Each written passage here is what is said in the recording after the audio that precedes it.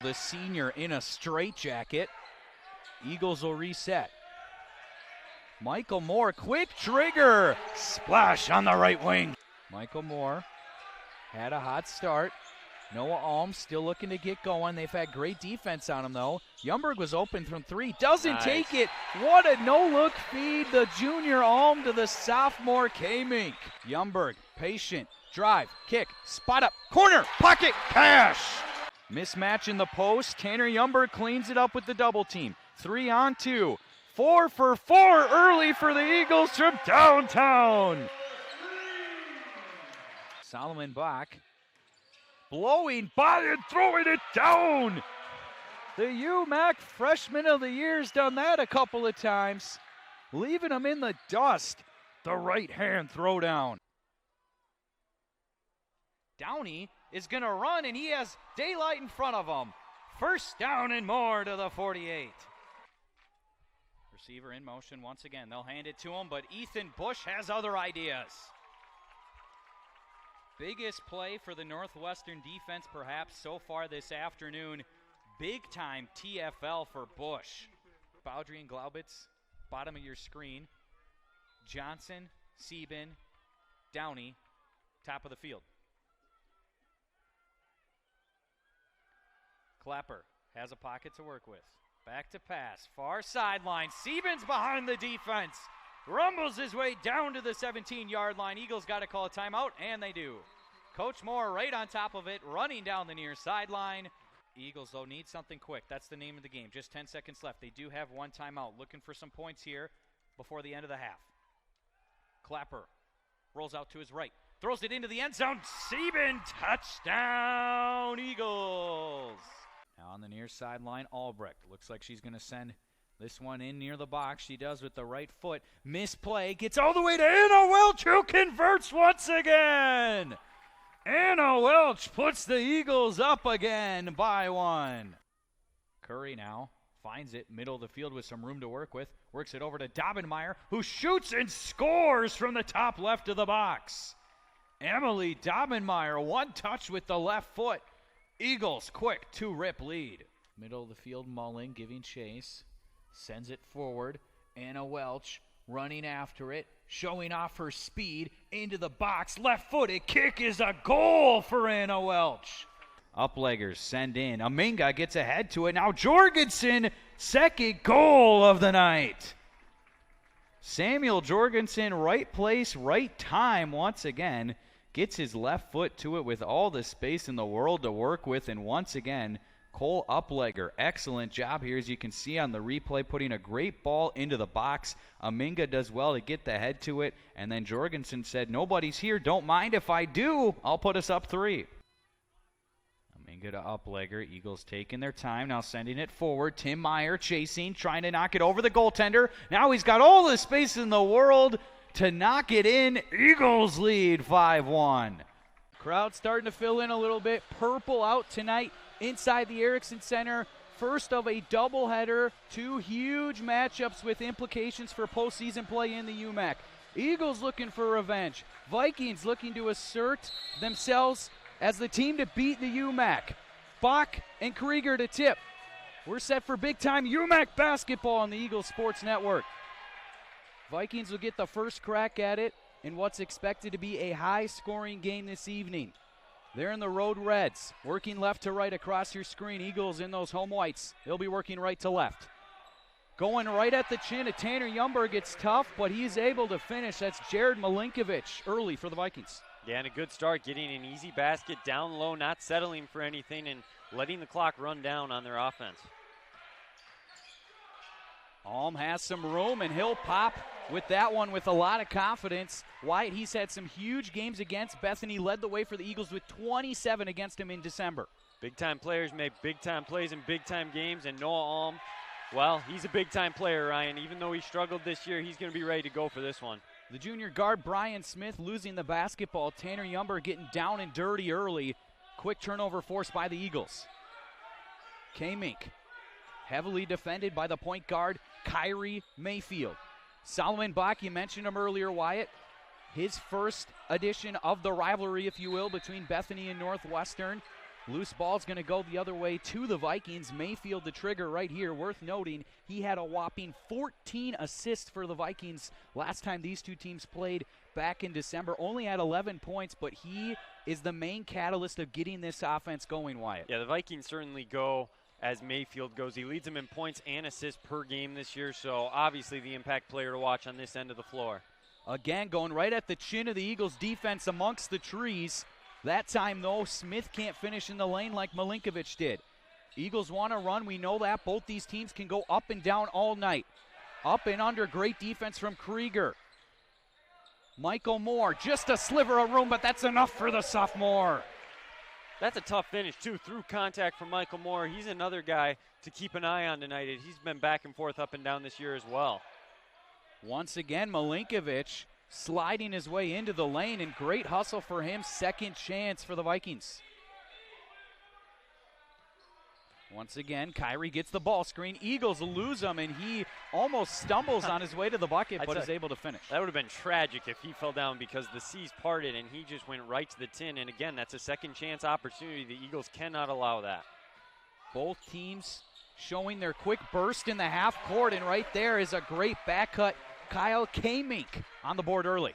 Yeah, and a nice find from Ulm. Northwestern's at its best when they play quick, even in the half-court setting.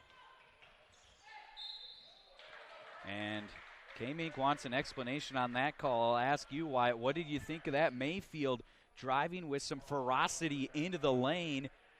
What do you think? What I'll say about that one, Ryan, is there might be a little bit of contact there, but as Mayfield's going up for that shot, he's going away from the basket. He turns his back. That's not enough for me to warrant that call. If the offensive player is going to get that call, in my opinion, he's got to go into the defensive player. And you know what, Ryan? Ball don't lie.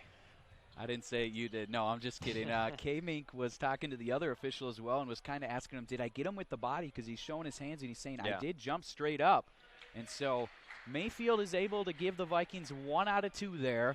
Back and forth we go early. Both these teams can score in a hurry. And you know that if you've watched the last couple of meetings between these two squads. Both with just 1 loss in UMAC play. Kamink, spin cycle for the finish. Man, he is so good at that spin going to his strong side. We've seen that time and time again. Quick driving and kicking, Great straight-up defense from Tanner Yumberg. Milinkovic has been aggressive early there. No place to go. Clapper has Bowdry next to him once again. The senior tailback gets the call, and he's got room to work with on the far side of the field. First down and more out at the 44. And already, as we see about a little over halfway through the first quarter, Peyton Bowdry putting together a pretty decent game here, this drive especially. He just waits for his opportunities, and here he uses his speed to get to the edge. The Eagles do a great job there, as you can see, securing the outside for him, and Bowdry does the rest. That's easy money for Northwestern. And now a drive that started inside their own 20s worked out to midfield. The best drive of the day so far for Northwestern. And even though we haven't put any points up on the scoreboard yet, Wyatt, Brian Johnson has got to love to see his offensive line so far tonight. We said own the line of scrimmage, and they're doing a pretty good job of that so far. Once again, Bowdry's trying to hit the edge, gets one stiff arm, and then gets dragged out of bounds after a gain of 4 or 5. That's a hard-earned 4 yards for Peyton Bowdry, working to the near side of the field, and he's doing it in the middle of the field wide. He's doing it wide. He's doing it to the near side, and so the Eagles are willing to give it to him wherever on the field. And it was a nice job by Eric Soderberg there on the tackle. He got stiff arm but didn't give up on it and was still able to drive Bowdry out of play. That's what you have to be able to do to get him down. You may not get him on the first attempt, but to be able to persevere and continue to attack him and get him down is such a key. You mentioned Soderberg. He's their leading tackler. Saints trying to tackle Bowdry here.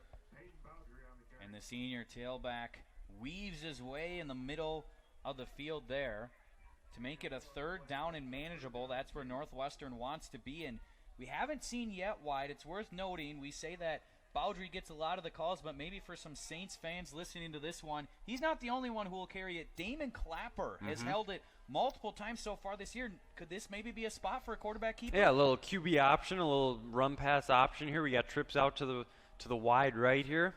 I haven't seen it yet, like you said, so I wouldn't be surprised. And there it is.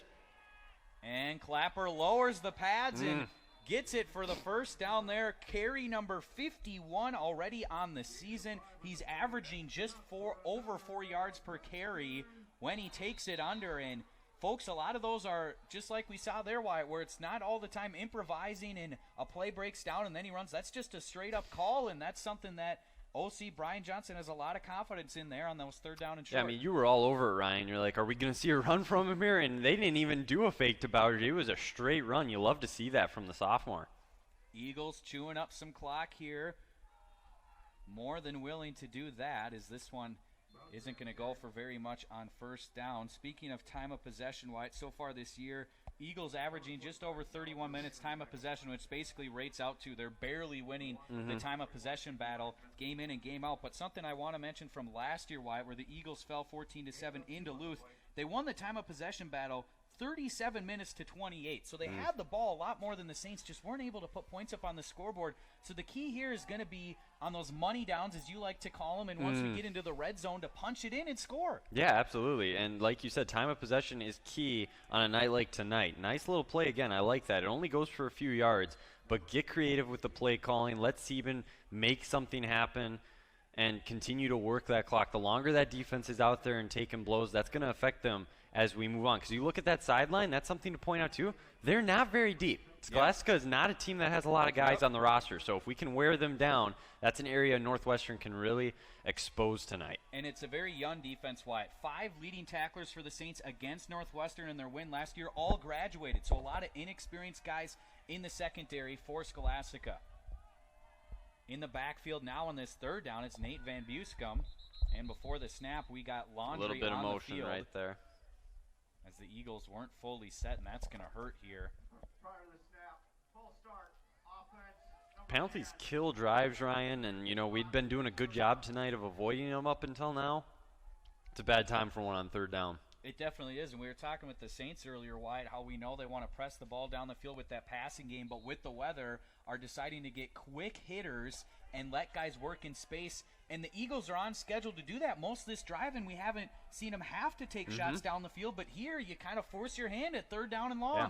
Could be 4-down territory, maybe run 2 plays. Clapper back to pass on the far side of the field. He's chucking this one deep, and that one maybe slips a little bit out of his hand, as that one was a rocket. Glaubitz, Nate Glaubitz, that is, on the far side of the field, was open, Wyatt, but on a night like tonight, that's a tough throw to make. Live from St. Paul, the Eagles Sports Network is proud to present UMAC playoff basketball tonight. It's win or go home, survive and advance in this semi-final tilt. Hi, everybody. Welcome inside the Erickson Center. Ryan Mitchell alongside Wyatt Morrell for tonight's huge contest. In Wyatt, this evening, it's a very fresh opportunity and there for the taking for Northwestern. But at the same time, this feeling is very familiar. As the men, we mentioned, win into triple figures once again, scoring 101. The Eagles here on the women's side, Coach Call Squad looking for a similar result and looking to bounce back. It was a tough loss Wednesday night at Morris, a good squad, but the Eagles still have everything right in front of them. They still have a lot to play for, trying to get home court advantage for at least the first round of UMAC play. What are you expecting today? Yeah, you say the first round of play because almost all certainty the 1 seed's gone at this point. Well, I mean, we'll get more into that. Yeah, we'll get more in depth with it. I'll explain how it's still possible a little later.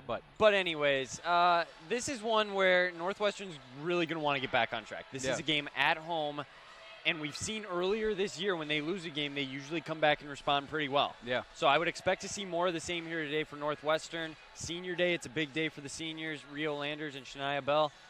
I'm looking forward to seeing this team get out there and play today, and hopefully we see a good result. And we've seen a lot of great play from them throughout UMAC play, especially in the second half, but now's where you want to keep ascending. What's going to be the difference here in the second half to defend in the paint? It's really tough down there right now. Yeah, we're just going to have to stay more in balance when we guard number 50. She gets us leaning, and then she's good with that up and under, so we just have to stay more in balance and then get out the shooters. And then, Coach, offensively, what have you liked so far this half? I like how we space the floor, and then we've skipped the basketball. We've drawn some long closeouts, so we need to continue to do that. Thanks, Coach. Appreciate the time. Best of luck second half. Thanks. You bet.